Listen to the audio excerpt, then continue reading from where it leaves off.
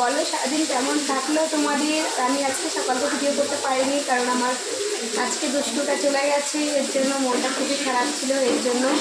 তো তোমাদের সারাদিন কেমন কাটলো অবশ্যই কমেন্টে জানিও।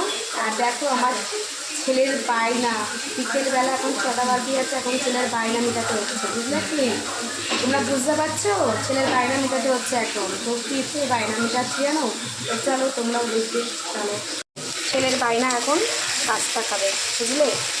তো এই যে আমি এখন পাস্তা বানাচ্ছি, আর তোমাদের সাথে তো সবসময় সব কিছু শেয়ার করি, তাই ভাবলাম এটা তোমাদের সাথে একটু শেয়ার করি। তো আমি বানাচ্ছি পাস্তা, বুঝলে কি না? তোমরা কারা কারা খেতে ভালোবাসো? আর বিকেল হলে কিন্তু এই টাইমটা হলে কিন্তু একটু টুকটাক কিছু খেতে ইচ্ছা করে, টিফিন করতে ইচ্ছা করে, বলো?